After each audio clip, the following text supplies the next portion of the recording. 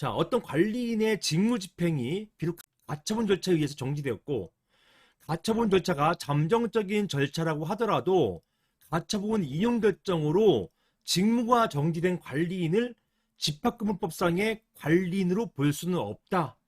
이렇게 보았습니다. 이게 사실은 판례 태도예요. 직무가 정지된 관리인은 적법한 관리인이 아니다. 이게 판례 태도란 말입니다. 이걸 유념해 두셔야 돼요. 따라서 어디로 간다? 직무가 정지되면 1, 2, 3항이 아니라 4항으로 간다. 이렇게 보시면 되겠어요. 관리인이 없는 경우에는 구분 소유자 5분의 1 이상이 집회를 소집할 수 있다. 이렇게 되어 있는 것입니다. 그리고 이러한 경우 구분 소유자들에게 임시관리인이나 직무대행자 신청을 해서 이러한 임시관리인 또는 직무대행자로 하여금 집회를 개최하라고 강요할 수도 없어요. 이 말이 무슨 말이냐? 이렇게 볼 수 있죠. 직무가 정지됐습니다. 그럼 이 사람은 관리인이 맞냐 안 맞냐 이렇게 궁금하니까 이런 경우를 대비해서 우리 집합금융법은 임시관리인 제도를 두고 있어요. 그리고 이 이외에도 직무대행자 선정을 법원이 직접 할 수가 있습니다. 그러면 애매할 경우에는 법원에 신청해가지고 그 임시관리인으로 하여금 집회를 열게 하는 것이 맞느냐, 아니면 아예 곧바로 관리인이 없는 것으로 보고 구분 소유자 5분의 1이 모여가지고 집회를 열 수 있게 하는 것이 맞느냐, 이게 이제 나눠질 수 있단 말이에요. 이런 상황에서 이런 임시관리인 제도가 있다 하더라도 또는 직무대행자 제도가 있다 하더라도 이것을 강요할 수는 없다는 얘기예요. 구분 소유자 5분의 1이 모여서 집회 열면 충분하다라는 것입니다. 이거는요, 관리인의 직무가 정지됐을 경우에 관리인이 없는 경우로 봐주면 되는 거잖아요.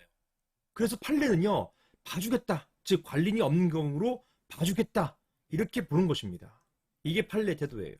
따라서 이런 경우에, 즉 관리인의 직무가 법원의 결정으로 정지된 경우, 직무집행이 정지된 경우에는 관리인이 없는 경우에 해당된다고 할 것이고, 결론적으로 구분 소유자 5분의 1 이상이 과여 집회를 개최하면 될 것입니다. 이게 판례의 태도예요.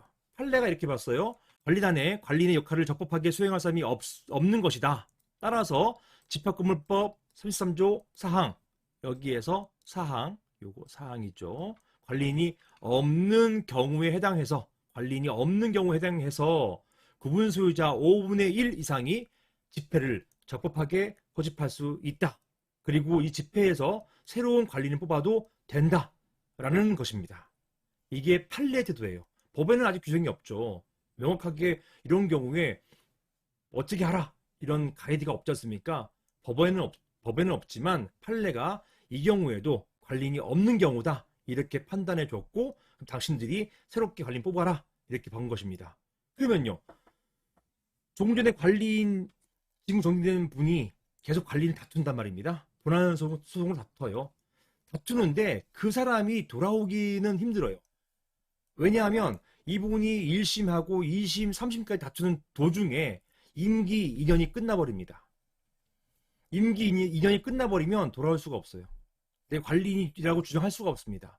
임기 2년, 집합금융법 제24조 2항에 따른 임기 2년이잖아요. 이 임기 2년을 또 판례는 강행 규정으로 해석하고 있어요.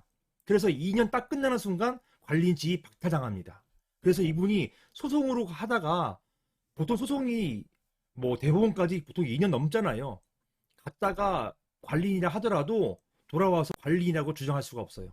이미 임기 끝났기 때문에. 어찌되었든 사실상 결론적으로 직무가 정지되면은, 이 회복되기 전까지는, 정지됐을 경우에는, 이런 경우에는 관리인이 없는 경우로 보고 구분 소유자 5분의 1 이상이 과연 집회를 열어서 새로운 관리인을 뽑을 수 있다, 이렇게 보겠습니다. 이상입니다.